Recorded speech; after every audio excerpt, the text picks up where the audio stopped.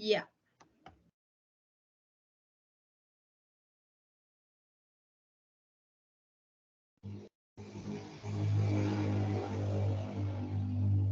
Listo. Entonces, buenas noches. Nuestro grupo está conformado por Laura López, Camila Velandia y quien les habla, Valentina Uribe. Y les vamos a explicar lo que son las enzimas de restricción. Una enzima de restricción, también conocida como endonucleasas de restricción, es aquella que puede conocer una secuencia característica de nucleótidos en una molécula de ADN y cortar el ADN en un punto en concreto. Esto se va a llamar sitio o diana de restricción. En 1960, Stewart Linney y Werner Arbert aislaron en E. coli unas enzimas que metilaban moléculas de ADN y que además cortaban un enlace fosfodiéster del ADN no metilado. Más tarde, en 1970, se caracterizó como tal la primer nucleasa de restricción, que fue por Daniel Nathan y Hamilton Smith. Esta fue un aislado de Haemophilus influenzae. En 1970 también se descubrió que en ciertas cepas bacterianas producían como enzimas que eran capaces de degradar el ADN extraño que penetraba en esta célula.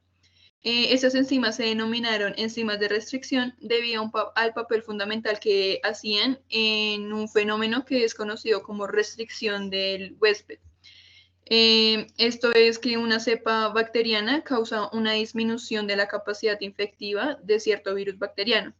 Estos tres científicos recibieron el premio Nobel en 1978 por sus avances.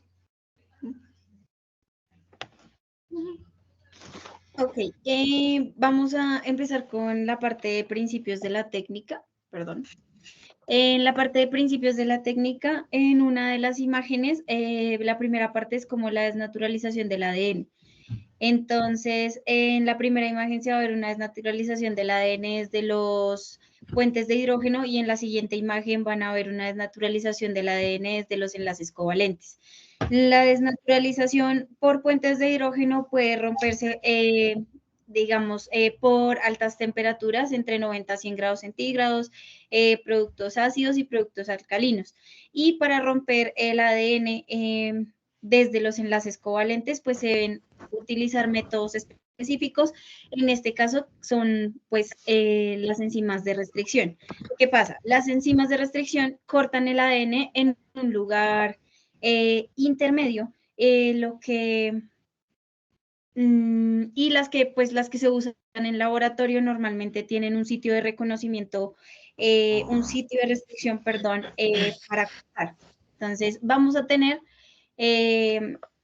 unas tipo 1 y tipo 2. Vamos a tener tipo 1, tipo 2 y tipo 3. Todas reconocen un sitio de restricción, sin embargo, por ejemplo, la tipo 1 corta de forma aleatoria en el sitio de restricción y la tipo 2 siempre va a cortar en el mismo lugar. El ejemplo que vamos a poner en este punto es la EQR1. La EQR1 como que escanea todo el ADN y cuando escanea todo el ADN en busca de un sitio de restricción, que en este caso es la GAATTC, y pues cuando lo encuentra, lo corta y lo corta normalmente siempre después de la primera G. Ahora, hay más de 200 enzimas de restricción y cada una va a reconocer un sitio de restricción, un sitio de restricción y una secuencia específica de ADN en particular.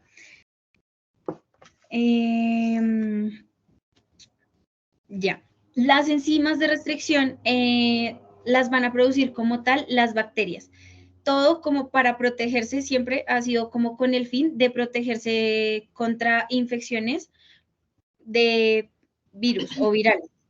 ¿Qué pasa? El virus entra a la bacteria y cuando el virus entra a la bacteria le inyecta su ADN.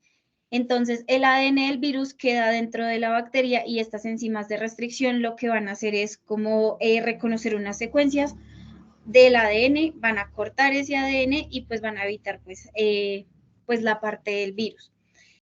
volviendo a la parte de las enzimas de tipo 2. Entonces, el sitio de restricción en las enzimas de tipo 2 normalmente es palíndromo, perdón.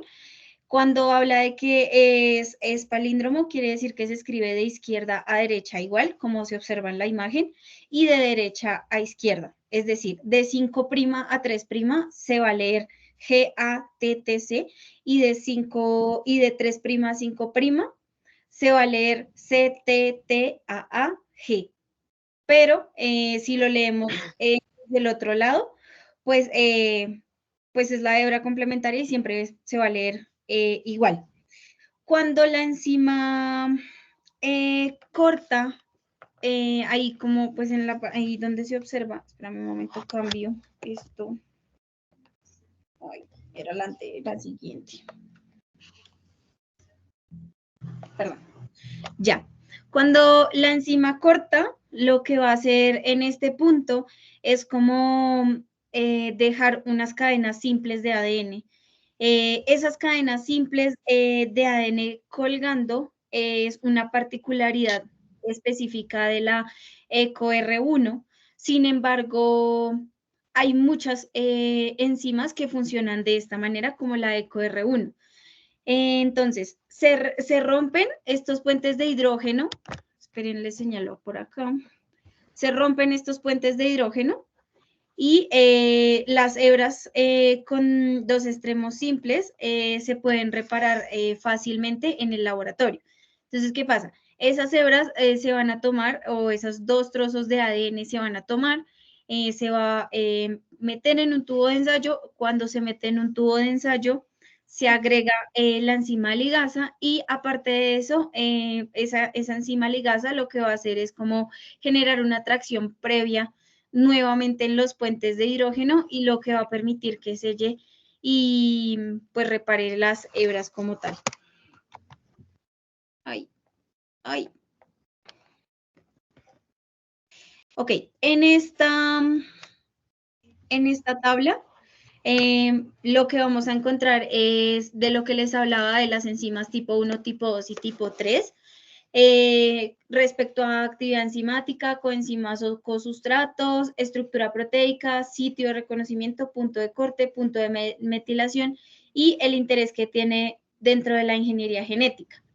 Además, pues de eso, el interés que tiene la ingeniería genética, la única que se utiliza es la tipo 2, y por ejemplo, las estructuras proteicas de la tipo 1, como se observa acá, tiene 3 subunidades, la tipo 2 tiene una subunidad, y la tipo 3 tendría 3 subunidades de, pues, 2 subunidades, perdón. Ya. En cuanto al laboratorio, lo dividimos en 10 pasos. El primero es el ADN sustrato, que pues es el ADN que se va a cortar junto con las enzimas de restricción. Este ADN puede ser genómico, plásmidos u otras formas de ADN. El segundo paso tenemos las enzimas de restricción. Pues estas enzimas de restricción, como ya hemos dicho, son específicas, que tienen que reconocer y cortar secuencias específicas de ADN.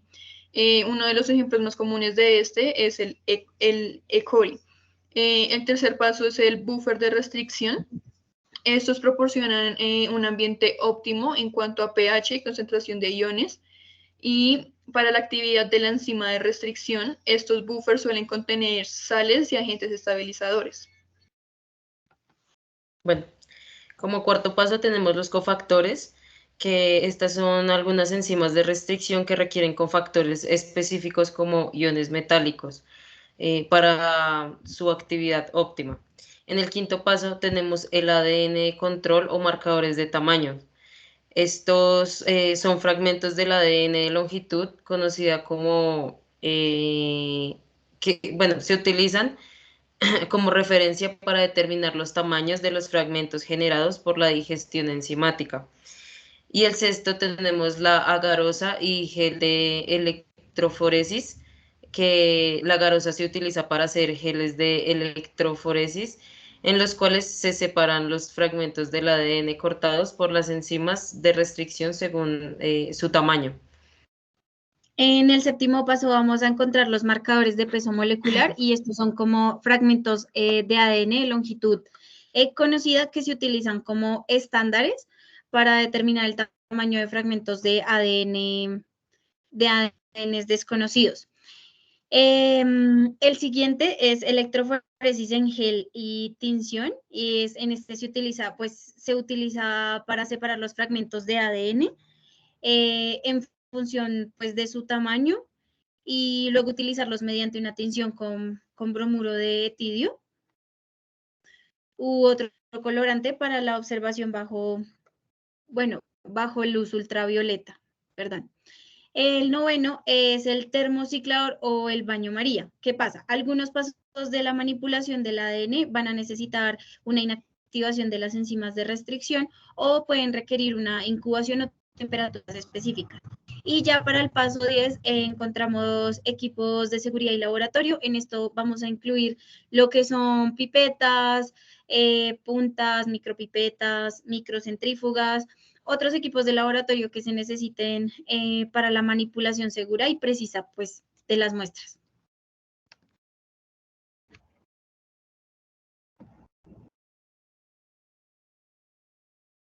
Ay, perdón.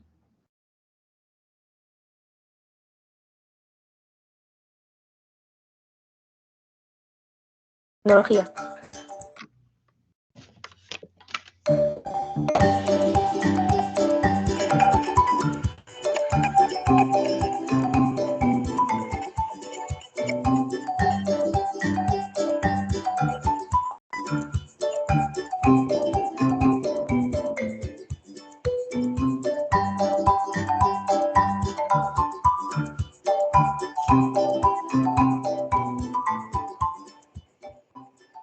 La clave de la transgénesis o obtención de organismos genéticamente modificados está en extraer genes con una función determinada de un organismo para introducirlos en otro, con el fin de obtener un producto con características mejoradas. Para hacerlo, los genetistas necesitaban disponer de unas herramientas muy especiales. De esta forma descubrieron las enzimas de restricción. Gracias a estas poderosas moléculas es posible extraer un fragmento de ADN del genoma de un organismo. Pero además, los científicos también tuvieron que encontrar enzimas capaces de integrar el fragmento de ADN aislado dentro del ADN del nuevo organismo, las ligasas. Una vez que la enzima reconoce estos sitios, se posiciona sobre la molécula de ADN y corta dentro o en torno de esta secuencia. Una enzima de restricción es una enzima de naturaleza proteica, que corta el ADN y que reconoce sitios específicos en él. Esto significa que cada enzima reconoce una secuencia particular de nucleótidos, adenina, timina, citosina y guanina. Esa secuencia específica para cada enzima se denomina sitios de restricción. Pero antes de esto, la enzima de restricción debe haber eliminado un fragmento del plasmid de la bacteria, con el objetivo de dejar espacio para insertar el nuevo gen. La enzima ligasa une el gen al plásmido bacteriano. De esta forma, la bacteria consigue propiedades muy útiles en ingeniería genética, como la obtención de insulina, de la que hablaremos más adelante. Las enzimas de restricción tienen diferentes aplicaciones, que resultan fundamentales en investigaciones en biología molecular y a las técnicas que emplea la biotecnología moderna, como la modificación genética. De esta forma, se abre la puerta a avances realmente importantes que mejoran nuestras vidas en muchos aspectos. La salud humana es uno de los ámbitos en los que se ha producido un mayor progreso, derivado de las nuevas técnicas de la biotecnología. Para la fabricación de muchos medicamentos se utilizan ciertas bacterias, levaduras o células de mamíferos, a los que se les modifica genéticamente con el objetivo de obtener sustancias vitales para los humanos, hormonas como la insulina, hormona del crecimiento. En terapias génicas que permiten la localización exacta de genes defectuosos para sustituirlos por otros correctos, con el fin de curar las enfermedades genéticas, como el cáncer. En la agricultura se han podido modificar las características de un gran número de plantas para adaptarlas a nuestras necesidades. Mayor rendimiento, resistencia a plagas o cambios meteorológicos bruscos.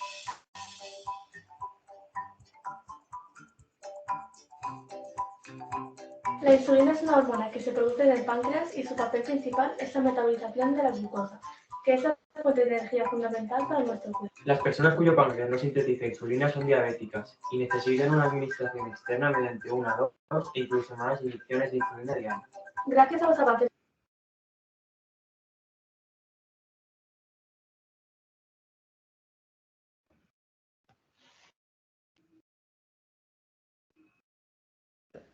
Para este ejemplo, este caso clínico, tenemos aquí el del coronavirus, que es que se usan las enzimas de restricción para el diagnóstico o para identificar si el ARN es viral, mediante una técnica que se llama RT-PCR, que es la reacción en cadena de la polimerasa con transcripción inversa.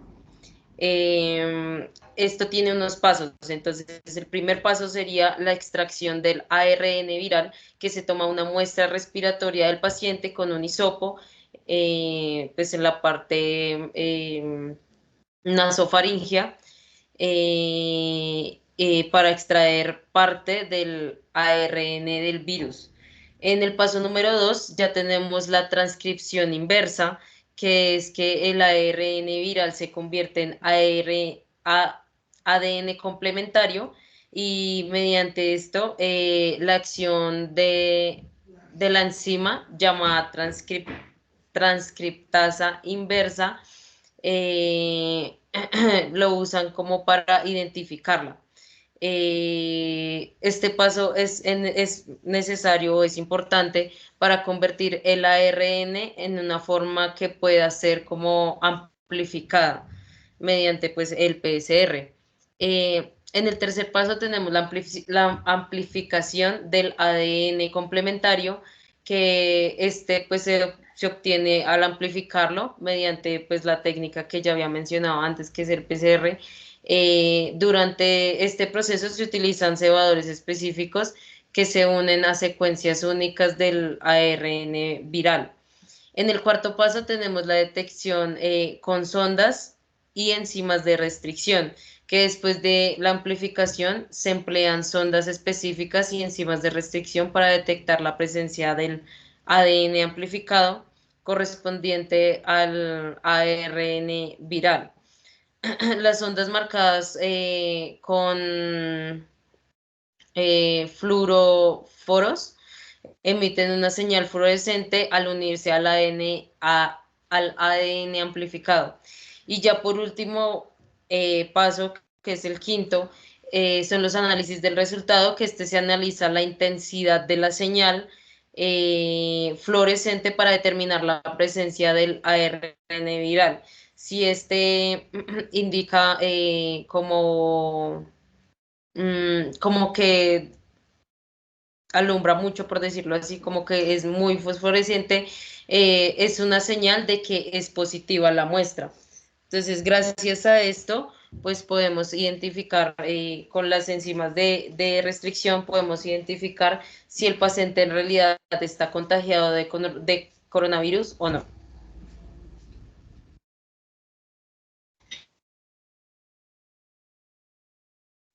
En cuanto al ejemplo de producción, tenemos lo que es la mejora de la resistencia a enfermedades en cerdos utilizando enzimas de restricción.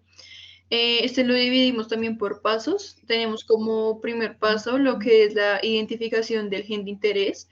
Este es cuando vamos a identificar pues, un gen en una especie diferente a la del cerdo que confiera la resistencia a una enfermedad específica, que es a lo que queremos llegar.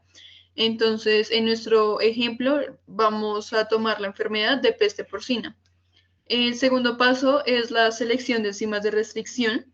Esta se elige una enzima de restricción que reconozca y corte específicamente el ADN en un lugar cercano al gen de interés. En este caso, la enzima de restricción que vamos a escoger es la E. coli. Ella va a cortar el ADN en un sitio específico y va a dejar en ambos extremos unos extremos cohesivos que son compatibles en la inserción del gen. En el tercer paso tenemos la extracción del ADN.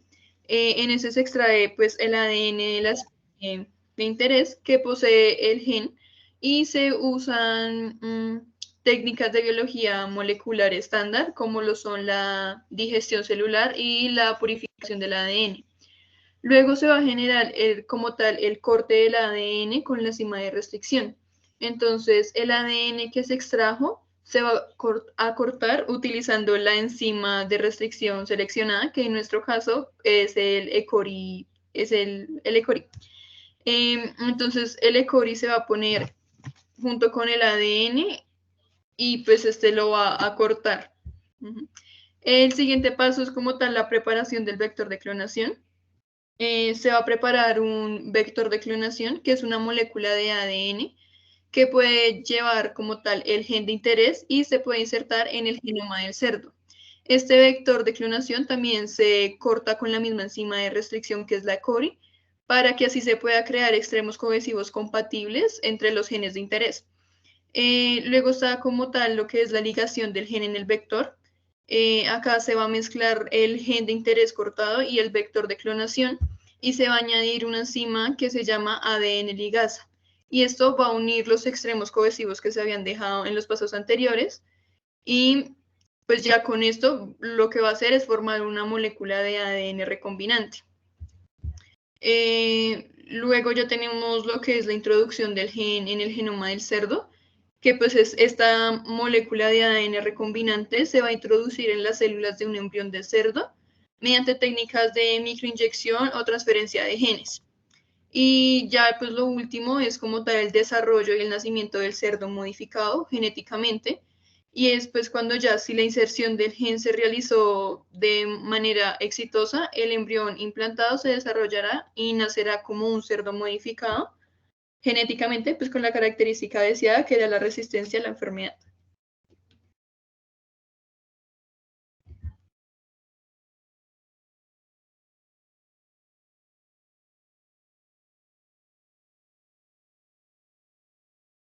Bueno, y para conclusión, tenemos estas conclusiones que,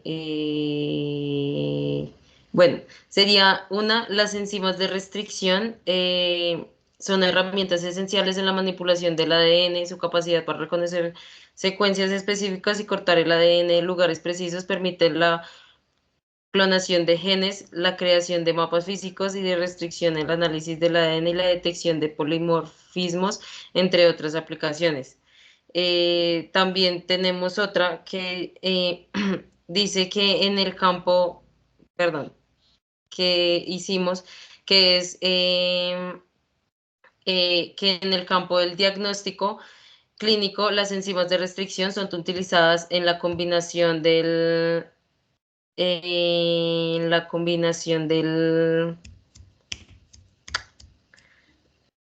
combinación como técnicas, perdón, como técnicas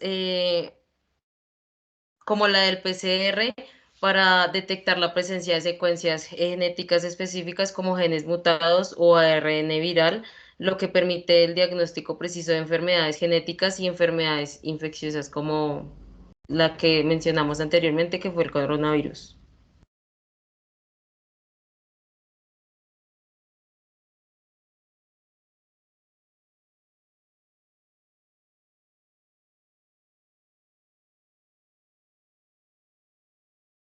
Y bueno, esta ya fue la presentación. Muchas gracias. Adiós.